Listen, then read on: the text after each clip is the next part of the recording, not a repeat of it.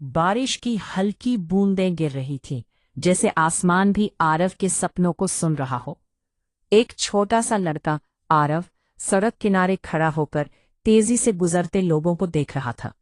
उसकी आंखों में असीमित संभावनाएं थीं, लेकिन जेब पूरी तरह खाली थी।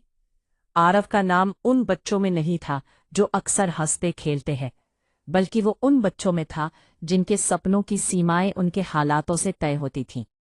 आरव एक साधारण परिवार से था। उसके पिता एक छोटी सी नौकरी करते थे और माँ घर संभालती थीं। जब महीने का अंत आता तो घर में पैसों की कमी के चलते राशन को सोच समझकर इस्तेमाल करना पड़ता था।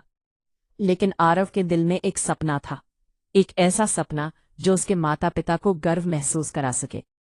वो चाहता था कि एक दिन वो भी कह सके, ये हमारा बेटा है। लेकिन जिंदगी इतनी आसान नहीं थी। स्कूल में कई बच्चे उसका मजाक उड़ाते थे क्योंकि उसके पास महंगे कपड़े नहीं थे। जब एक दिन क्लास में एक लड़के ने हंसते हुए कहा, तू जिंदगी में कुछ बड़ा नहीं कर पाएगा, पूरे क्लास ने हंसते हंसते उसका मजाक उड़ाया। आरव ने हल्का सा मुस्कुराने की कोशिश की, लेकिन उसके भीतर एक गहरी दरार बन गई थी। उस रात आरव देर तक सो नहीं पाया। छत की ओर देखते हुए उसके मन में बस एक सवाल घूमता रहा, क्या सच में मैं कुछ नहीं कर सकता? उसी समय उसके पिता उसके पास आए। उन्होंने आरव के सिर पर हाथ रखा और कहा, बेटा, दुनिया तुम्हें तब तक कमजोर समझेगी जब तक तुम खुद पर भरोसा नहीं करोगे। ये वाक्य आरव के दिल में गूंज गया।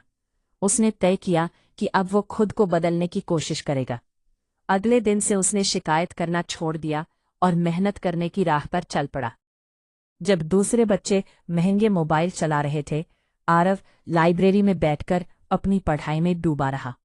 हर दिन उसकी मेहनत बढ़ती गई।